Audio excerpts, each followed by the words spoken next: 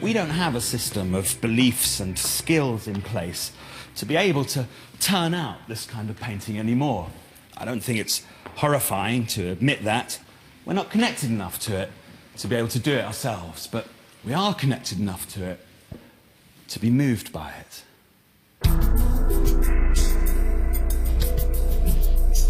Tonight's artist is Titian. That's a painting by him there. Titian is a late Renaissance painter. The Renaissance is already set up by his time. The centres are Florence and Rome. The style is tight, clear and flat. But in the early part of the 16th century, in Venice, where Titian lives, a new style starts up, kind of freeing up the Renaissance. The style of Venetian painting, which is loose and free and has Titian as its main figure. So art historically, Titian is the guy who most of the artists whose paintings are in this room, Rubens, Velasquez, Rembrandt among them, are all looking at over their shoulder while they're working in their studios. They see the rich, melting touch of Venetian painting, its suave effect. Perseus rescues Andromeda from a sea monster. Because we're only human, we're interested in her flesh, and that's the stuff that Titian can really get across. But the non-flesh imagery is connected to the flesh imagery. It's all united in that broken, patchy, greeny-brown texture that makes up the whole image. Andromeda's parents have to sacrifice her to save the city where they live. But the painting hardly bothers with all that. Its real meaning is something else. Its impact comes from the touch of the brush and the play of the colour. If it were painted in a different way, it wouldn't have that feeling. So it's not the mythological subject that makes it what it is. It's the hazy, swirly, mergy colour that comes from Titian's painterly treatment.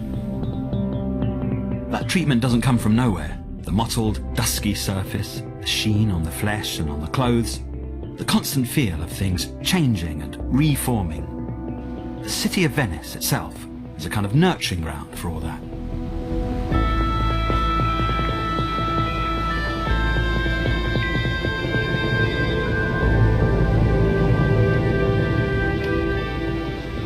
The defining features of Venetian painting are a bit like those of Venice itself, especially different types of light.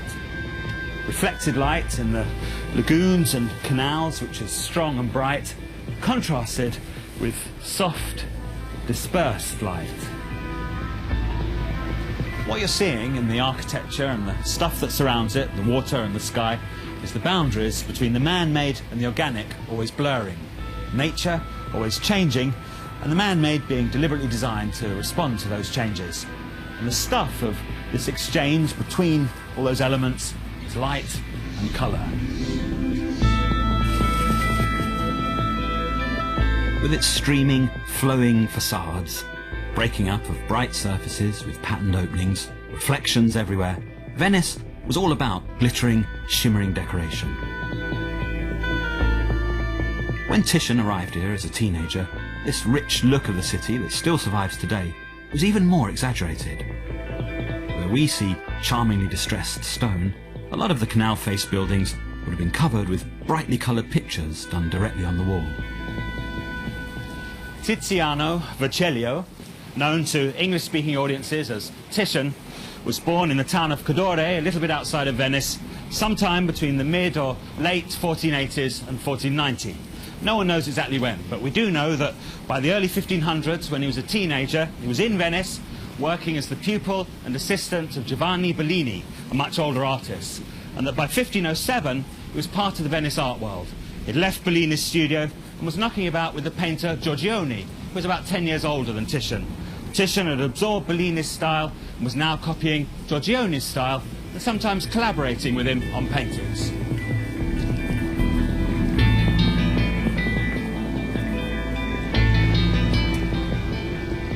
Oil painting wasn't invented in Venice, but Venice was where the medium was pushed the most. Giorgione and Titian were in the first generation of artists to train using oil. They both did frescoes at first, water-based paintings done directly into plaster on the wall, but they soon abandoned that for oil on canvas. That building that you can just see looming up now on the other side of the Rialto Bridge is where some frescoes used to be by Titian and Giorgione, the Fondaco dei Tedeschi. Now it's a post office, but in the 16th century it was the headquarters of a load of German merchants. Giorgione's frescoes were visible on the canal side, this side, all along the building there, and Titian's were visible on the other side, the street side. Now all the frescoes are long gone, destroyed by the weather. The style of Titian's frescoes was a mixture of Giorgione and Bellini, his first teachers. This is Bellini, soft, gentle. The painting is the tenderest subject you can imagine, the Madonna and Child. And yet, there's no false sentimentalism or sugariness whatsoever. The Madonna is a collection of blue triangles. The sky is a variation on that blue. The Child connects with the colour of the background landscape. That landscape has a dreaminess that's like a separate mood on its own, and that mood is what Bellini's pupil, Giorgione, goes in for. This is Giorgione's style. This is his painting, The Tempest, from about 1510. There is no story, only a mood. The people are neither biblical nor mythological. They're not anybody. They don't stand for anything. You think she's the Virgin Mary, but actually the Virgin Mary would never be nude. In Giorgione's paintings, as with Titian's, X-rays show there's a lot of changes. This soldier, for example, started out as a nude woman. Previously, in Renaissance art, you worked everything out in advance before you started painting. In this new type of art, ideas and themes change all the time the painting is being put together. The scene gradually shuffles into place on the canvas. This is the earliest known painting that is definitely by Titian and that has survived in a good state. It's from 1510, the same time as Giorgione's The Tempest. It's the Holy Family and a Shepherd in London's National Gallery. By now, Titian is advancing his oil painting technique as he's seen Giorgione doing it. It's based on improvising. He moves paint around until he comes up with shapes that feel right. So this white stuff of the Virgin Mary's clothes and Jesus' clothes appears to find something like a perfect balance in the white clothes of that shepherd over there. It's not something that Titian could have calculated. And in fact, it's a complete fiction anyway, because a shepherd would never have white clothes. He's a farm labourer. So it's something that the painting needs and that Titian has found in the paint.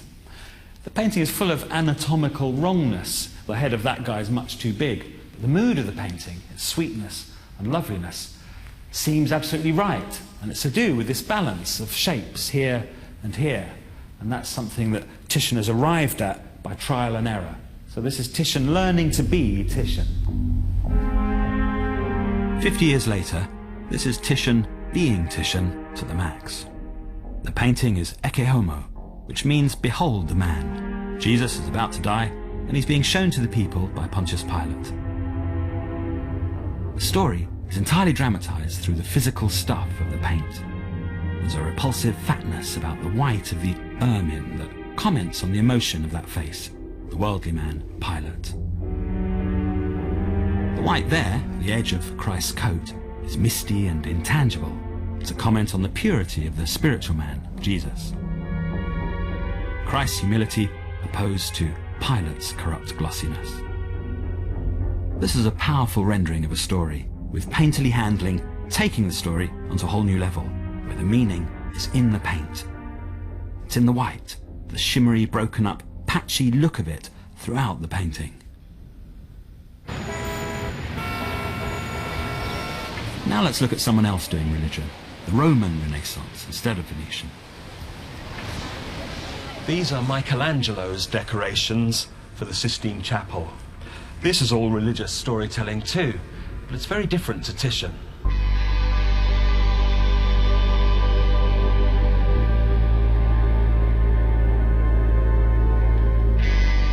The art of Michelangelo is all in the contours of the figures, in the modelling of the muscles within the contours, and in the way everything seems to inhabit this space so rightly and nicely, without the space ever appearing to be crowded.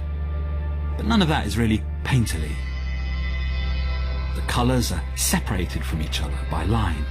There's a very high decorative charm to the way colour is balanced out, but the essential element is still drawing, and not, as with Titian, who is Michelangelo's opposite, the action of the brush.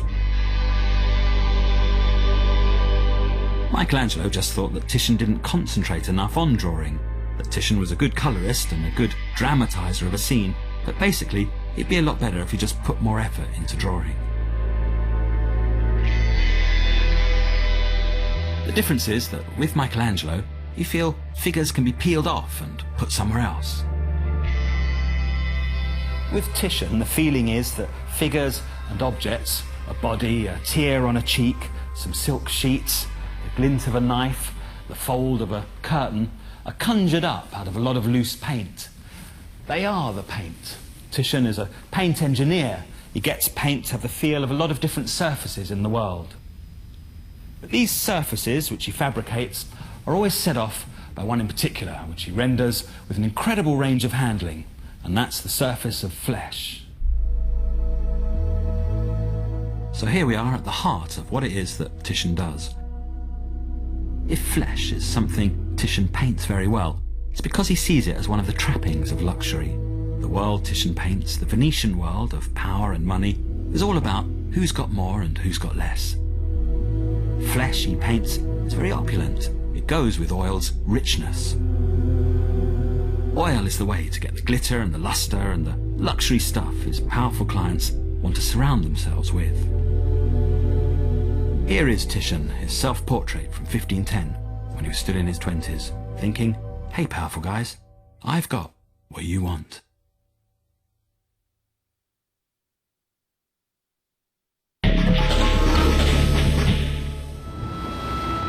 Welcome back.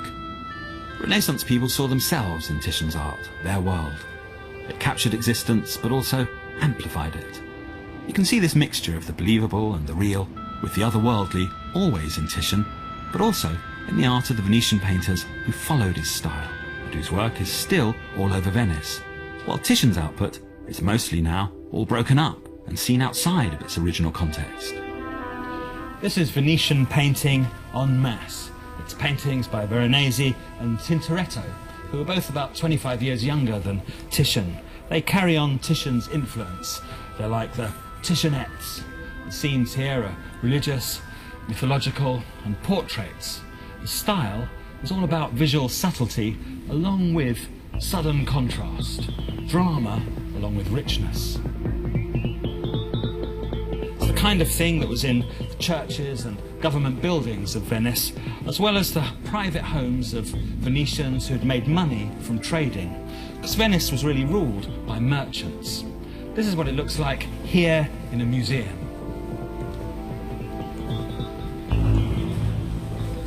And this is how it looked in the kind of places it was originally done for. These are paintings by a lot of different artists on the ceiling of the Doge's palace in Venice. That one up there by Veronese shows the goddess Juno showering gold coins on Venice.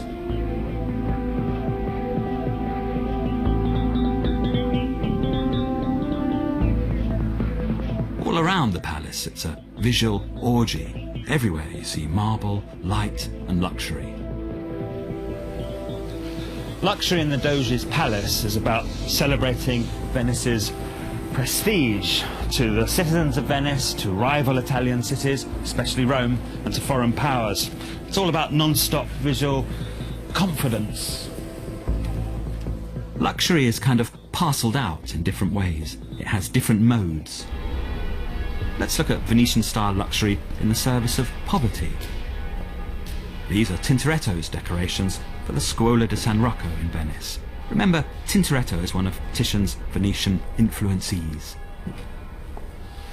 Every inch of the walls and the ceiling is lined with paintings showing scenes from the Bible. This is a charitable hospice where the poor and the sick were tended by a brotherhood of Christian carers. Venice was always being afflicted by the plague, and plague victims came here to die.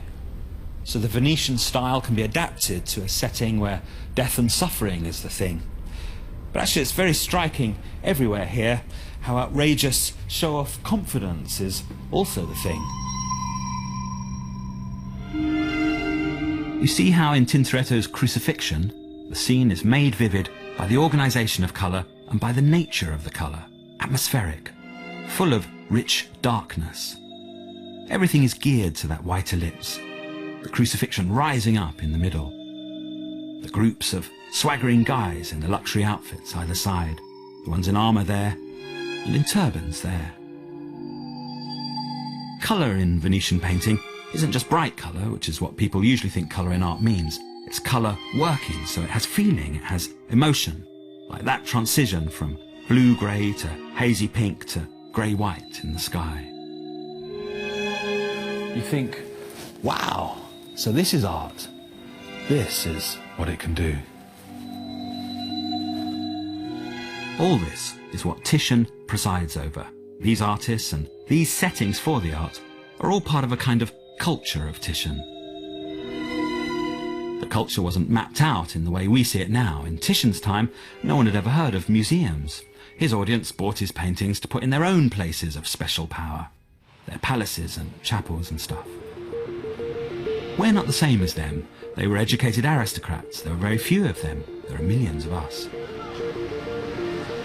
We're a mixture of different levels of education, expertise, familiarity with the insides of museums.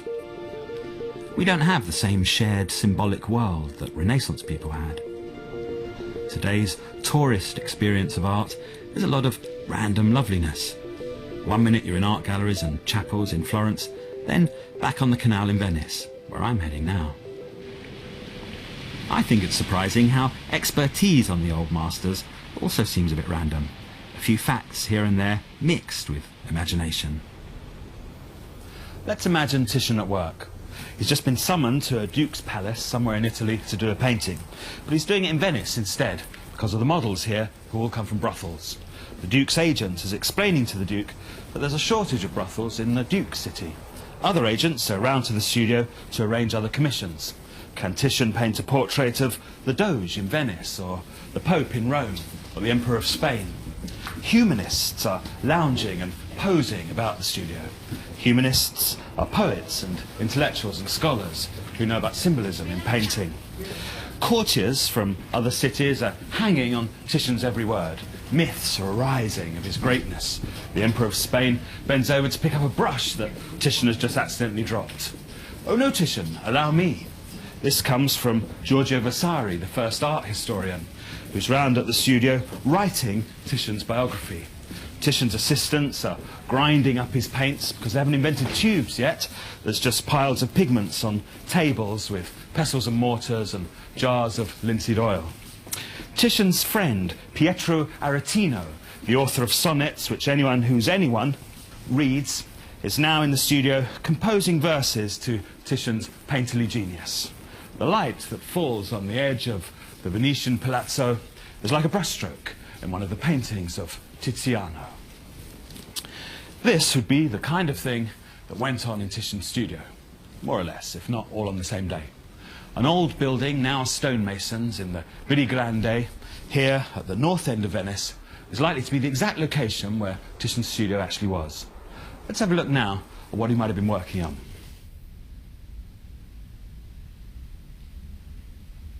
This is a scene of the god Bacchus about to make love to the mortal Ariadne. It's got something to tell us about how an old master painting works for a modern audience. It's one of a group of paintings commissioned by the Duke of Ferrara to go in a smallish room in the palace where the Duke can retire at the end of the day of doing ducal things and show off his paintings to his friends.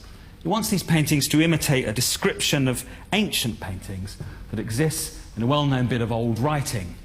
Titian has to have a subject for these paintings to be about, so he's given a few lines of ancient poetry, translated from Latin into modern Italian, so he can understand them, and one of those poems describes the myth of Bacchus and Ariadne. Ariadne is deserted on the shores of Naxos by her lover Theseus. She's in despair. She's spotted by the god Bacchus, who makes love to her and turns her into a constellation of stars. Now Titian has to come up with a look for this because no one knows what an ancient painting looks like. None survive. Only ancient sculptures survive. And in fact, Titian has based the poses of most of these figures on casts of ancient sculptures. all that it says in that old writing is that those ancient paintings were very lifelike. And Titian has to get that through composition, colour and handling. And that's what he does. He's got all the warm browny orange colour in this part of the painting and all the cool blue colour in that part of the painting. And then there's invasions of one colour into the other colour area, so it all seems to lock together. So you've got this brilliant blue skirt surrounded by warm orange and brown, and these lovely blue flowers surrounded by warm brown there, and then the warm brown colouring of Bacchus with the cool blue around him. Then there's this rush of Bacchus's followers, the snake wrestlers, the maenads and the little satyrs. They're all tearing apart wild animals, because that's what you do in a bacchanalian frenzy. And then there's this cut through the rush of the figure of Bacchus. That's the instant of Bacchus's love for Ariadne. And that's what the painting's about. Now all this is Titian's own visual invention. It's all coming out of his head. He's made it up from nothing. It's based on a few lines of old poems and descriptions of old paintings, but he's come up with something totally visually new. And that's what is there for us. The story is what the painting is about, but the goodness of the painting doesn't depend at all on you knowing the story. With some of Titian's paintings, hardly anything is known about them anyway. Like this girl. What's her story? Find out in a minute.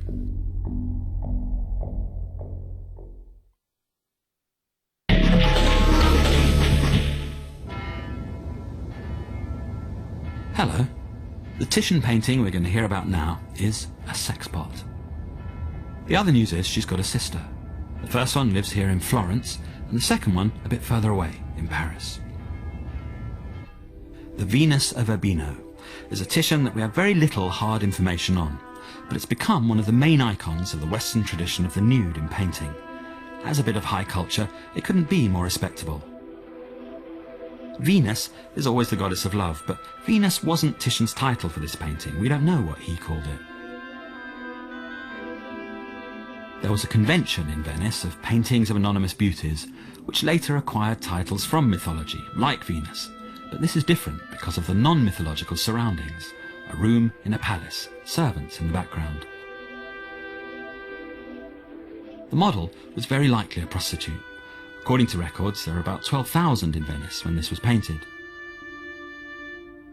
Where Titian himself is in all this backstory is a tricky one.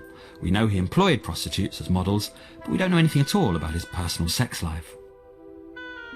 At this moment, the painting's agreed symbolism is in the process of changing. It's going from one meaning to another.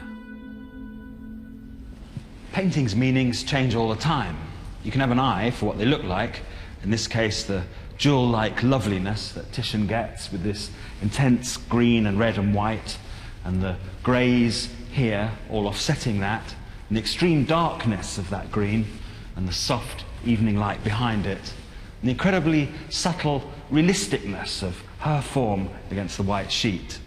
And you can enjoy what seems to be a bit of Freudian symbolism, the line of the curtain leading directly to the part of her body that maybe the whole painting is about. But you'll always only be a prisoner of whatever is in the air at the time. Intellectual fashions, ideas in art history. You'll never have all the answers to what it is you're really looking at.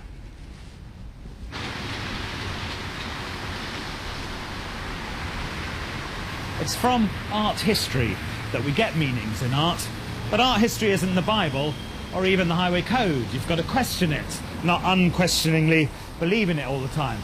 Until recently, art history assumed that Titian's Venus was light porn, a way of having female nudity in art by imbuing it with a bit of ancient mythological symbolism. Venus, the goddess of love. Cue a bit of false swooning. When you're looking at art history, you've got to remember you're looking at things that are established, but only in ways that might easily change. Art history began in the 18th century. The main ideas were set up, categories, styles, movements and isms, as opposed to just histories of individual great artists' lives. From these ideas followed assumptions and attitudes, and these changed as the conditions that art was made in changed, as society changed. The way the art of the past was seen changed too. In this painting, Manet's Olympia from 1865, which is a 300 years later sincere homage to Titian's Venus, and a bit of a punky sneer against it, respectability is taken away and the shock of sex is put back. She is a prostitute in a brothel. That's the setup. The little cat graphically represents what her hand conceals.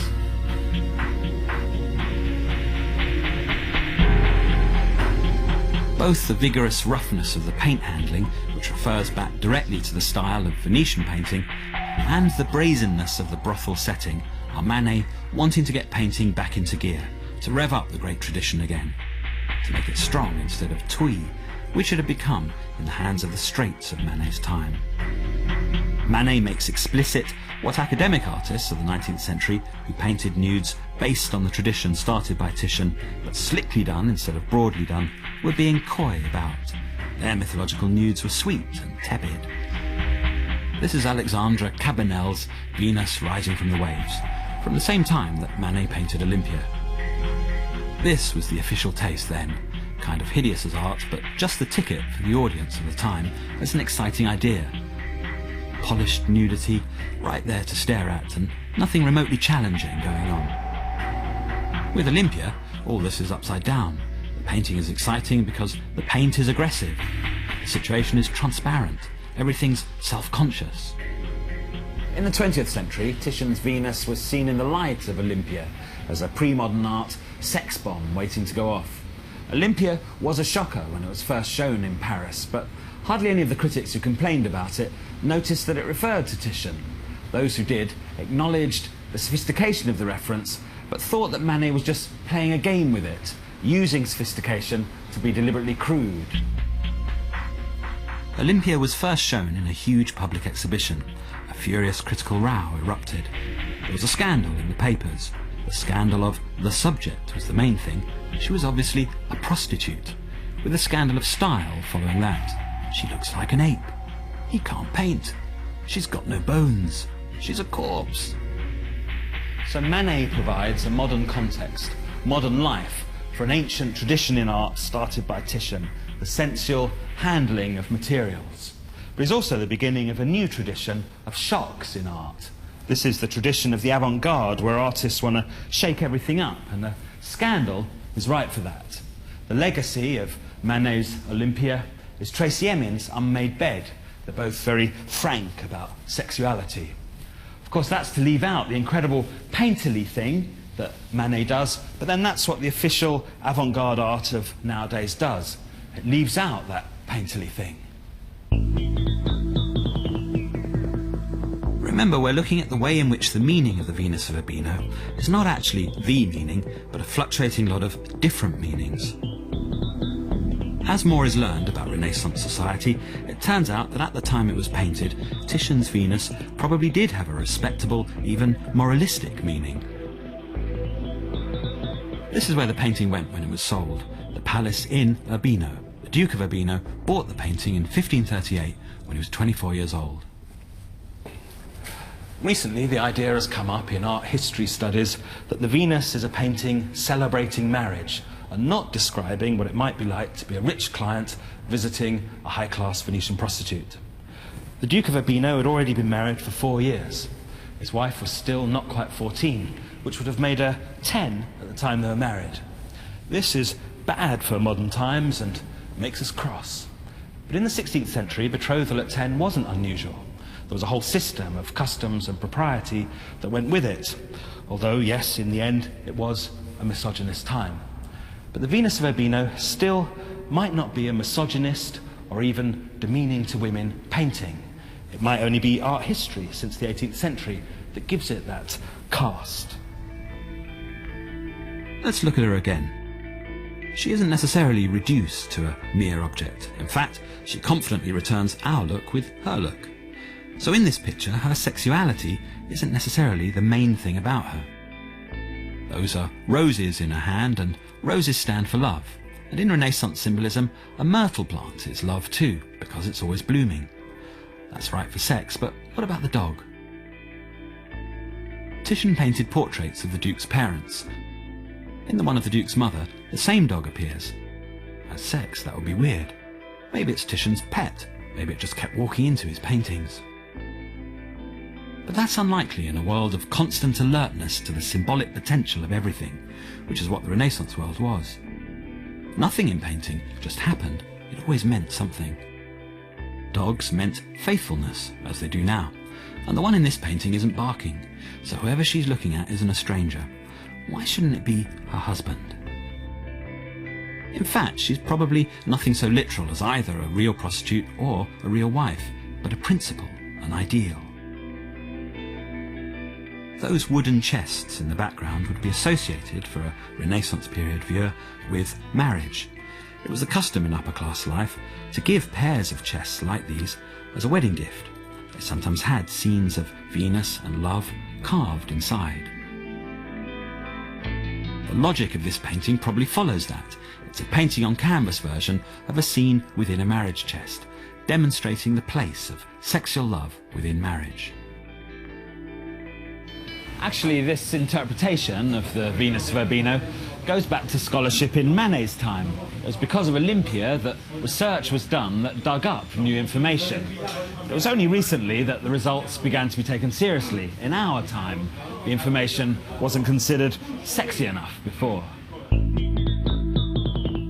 But what makes Titian always exciting, like the myrtle plant always blooming, isn't facts about mythology or prostitutes, which are all just for planet scholarship anyway, but what Titian does with paint.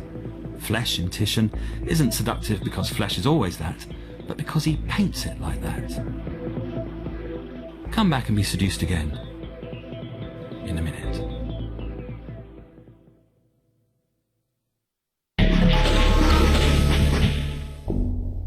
Welcome back.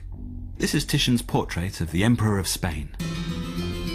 And right next to it is Titian's painting of Christ being tortured before being crucified. One painting is about power and prestige, and the other is about life and death. As a Renaissance period Catholic, Titian would have believed there was a duality of light and dark, that existence is composed of opposites. But as an artist, he mixed things up. Imagine two information patterns overlaid, each telling you something opposite. One is playfulness, invention, love, the love of texture, paint, the weave of the canvas. Two is torment, darkness and death, a profound questioning of everything positive. This is what a late Titian is like. All his confidence and ease and his daring bravery, putting paint on however he wants, all that is in the service of an image of profound doubt and anxiety. Personally, I think as his audience, we tend to mix modes too. Belief, because these paintings are fantastic, but also skepticism, because we're modern people. We want to find things out for ourselves. We assume artists were more sincere in the old days. Why not think they did it for the money? Since, after all, they did. You could be great and kind of straight. The two weren't opposites in the way that today we assume they should be. Titian pushed his career by taking the right commissions, getting the right introductions. By the time he painted the Venus of Urbino, for example, when he was in his late 40s, he was the first artist to paint not just for a particular city, but for cities everywhere in the world. He was the first modern-style international artist. The reason Titian was known to the Urbino court was that he had painted the portraits of the Urbino family. Other dukes whose portraits he'd done introduced him to them. In fact, the main reason for Titian's rise to international fame was his portraits. Through a kind of portrait chain, the Duke of Ferrara introduced him to the Duke of Mantua, who introduced him to the Emperor of Spain. When Titian first made contact with the Emperor, Spain ruled much of Europe, including parts of Italy. The Pope's power in Rome was completely secondary to the Emperor's power, so becoming the personal friend of the Emperor, as Titian quickly did, was very shrewd of Titian. Portraits were a currency for him. They brought him power. But there was also something radical and new that he brought to them. Before Titian, portraits were half this size, rigid, in profile, like an image on a coin. With Titian, the hands were in, there was a three-quarters view, and a lot of suggested movement. The lifelikeness, atmosphere and feeling from the restlessness of the paint as much as the psychological depth of the expression on the face. It's hard to appreciate how new all this was when Titian did it, because these qualities have been current in portrait painting right up until modern art. So we assume they were always there. But it was Titian, and this is his self-portrait, who invented them. This natural alliance in Titian's psychology between being a bit of an operator and having an eye for the main chance, and at the same time being one of the most inventive, creative imaginations in all of art, went back years and years. Early on in his career, in 1518, Titian painted this altarpiece, the Assumption, in the church of Santa Maria Gloriosa dei Frari, or the Frari, as it's known, for a very low fee. Not because he was so pious or Christian, but because he saw it as a good opportunity to advertise his skills. Titian was a bourgeois businessman, and he never forgot about the business side of what he did. When he was knighted 15 years later by the Emperor of Spain for painting the Emperor's portrait, and Titian and both his sons received pensions for life from the Emperor, the significance for Titian was not that he'd achieved nobility, but that he'd become incredibly successful. That's what being an artist then involved, being creatively independent, but still believing in the values of the church and kings, not being alienated from them, but rolling along with them. The trendy idea of art today is a mixture of amusing, unhinged, anything-goes stuff and a moralising idea of the artist's exalted role as outsider. Unconsciously, we're still a bit driven by the ideals of the abstract expressionists of the 1950s. They wanted not to be seductive, but to be high-minded. In the back of our thoughts today, this is still the model of art. Mere loveliness seems wrong as an aim for art. But in the philosophy of Venetian painting, being seductive goes with being high-minded, not against it. The abstract expressionists are 1950s people, not 1550s. They think painting is in a war with society. Painting is going to tell society off. Venetian painters think that society is great. For one thing, there's hardly anybody in it. Just a handful of humanists and dukes and courtiers. And some genius artists. By late middle age, Titian was known as both the richest artist there'd ever been, as well as the most artistically daring and inventive. When he travelled outside Venice, he was escorted as if he were royalty. He had lifetime pensions coming in from different governments all over the world. He had a contract with the King of Spain where he could paint more or less what he liked for the rest of his life, and the king would buy it. He had a lot of different businesses going in Venice, including selling timber, which he ran with his son Orazio. So Titian really was calling the shots at every point. But in Titian's very late paintings, it's like the arc of his story is that having achieved the highest position, he goes on a journey into his own inner darkness.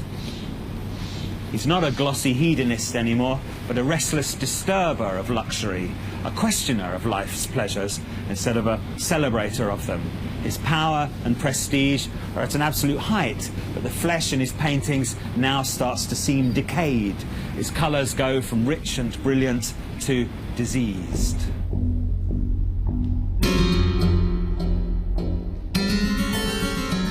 Here's a painting that Titian was working on at the time of his death. Nothing is known of his thoughts about it. The exciting thing about this painting is that there's two surfaces to be thinking about always. There's the surface of the painting, and then there's this surface of flesh. The painting seems to be all surface, this tawny, brackish, greyish stuff that has points of red coming through everywhere. So the painting is like a metaphor for the skinning alive that's going on with this guy. His skin is actually being stripped off the body by those sharp knives. The story is the flaying of Marsyas from Ovid's Metamorphosis. Marsyas, a satyr, those are his goat legs, that's how you can tell he's a satyr, loses a musical competition with the god Apollo. And the agreement is that whoever wins can do what he likes with the loser. So Apollo has Marsyas skinned alive. Apollo stands for reason and the mind, and Marsyas stands for the body and sensuality. So in the legend, it's like the triumph of the mind over the body. But Titian paints himself into the legend. It's him as this old king guy looking on at the horror here. Because the physical substance of the painting dominates everything else, it's like that's the thing that Titian is questioning. He's asking himself at the end of his days, when he's nearly 100, or maybe even more than 100, since nobody knows how old Titian really was, what's the place of his type of painting in this eternal competition between the mind and the body? And the feeling is, because of the mood of the painting, that the questioning is a despairing kind of questioning. This is a Pietà by Titian. He's now in his 80s or 90s. While he was working on it, an outbreak of plague hit Venice. A Pietà is a scene where the Virgin Mary laments the dead Christ. Titian made a lot of changes to this painting as he went along. He complicated up the traditional symbolism with autobiography. Titian used his own features for the traditional figure of Nicodemus. The arch recalls the typical shape of a lot of the altarpieces of Bellini, Titian's teacher. The golden mosaic that Titian has painted at the top of the arch recalls the decorations of Venice, Titian's city, and the sculptures either side of the arch are like the art of Michelangelo, Titian's rival. There are huge, grand, tragic forms balanced by charming detail, like the one at the bottom of this statue, a little canvas that Titian has painted in. In this painting of a painting, you see the figures in the bottom right of Titian and his son Orazio praying to the figures in the top left of the Virgin Mary with the dead Christ in her lap. They're praying to be spared death from the plague. So you go from that little scene to the life-size real Titian, to the real Christ, the real Virgin Mary, and the real Mary Magdalene, the reformed sinner, now wildly grieving, and out to this vast scene of memory, Titian's life as an artist, devotion, his belief in the afterlife, and prayer, the message of this painting, which is, save us. With these last paintings, where he gives himself important walk-on parts, Titian looks back on his life, the wrangling and power-broking, the inspired creative leaps and breakthroughs, but he sees it all in a mood of doubt. The beauty and light of his paintings versus his own fading light and his own old flesh.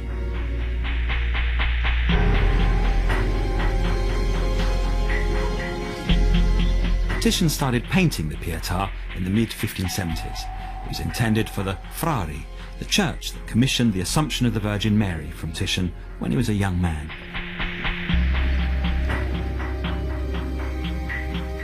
When Titian had first started painting the Assumption 60 years before in a special studio set up here at the Frari, it was considered a nightmare by the friars, who'd never seen anything like it before.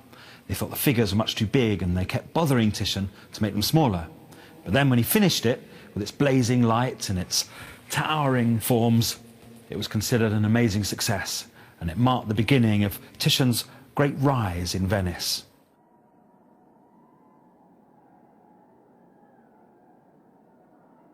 Now, in his old age, Titian decided he wanted to be buried here. He got involved with a complicated financial deal with the Frari. He would paint the Pietà for the friars, and as part of the deal, they promised to house his tomb. But then the plague arrived in the spring of 1576. It lasted for months. It turned out to be the worst outbreak of the century. It killed off half the city's population. Titian died of the plague on the 27th of August 1576, and his body was buried here in the Frari a day later, in a very hurried ceremony because the plague was still raging in the streets of Venice. Titian's age was entered in the register here as 103. A couple of days later, his son Orazio also died of the plague. A mob immediately looted the house and studio on the Pieve di Cadore. A lot of Titian's stuff, including paintings, went missing. Not the Pietà, which is safely on show here as Titian had asked. Only not for long, because it was returned to Titian's assistant, Palma Giovani. It never came back to the Frari, either because the friars thought there was something wrong with the painting, or else they thought there was something wrong with the deal. Titian invented modern painting. Its playfulness, independence and profound seriousness. Flesh he painted, in furs, lying naked, glossy, muscular, old, wrinkled, young, lustrous. Changes in modern art into colour, pattern, form and handling on their own. The recognisable stuff, the human imagery, all gradually drops out. That's the modern art ship drifting out to sea as far as most people are concerned. Then when imagery comes back again in our art, the kind of art that began in the 1960s, it's not connected to a painting tradition, but to movies and TV and ads. It shows us ourselves, our shallowness, our lust to be amused all the time. Bring back painting, we hear, as if you could just reel it in again, exactly as it was in its old form. But it was like it was then because, and this really is the last word on Titian, the whole culture was set up that way. Ours is set up differently.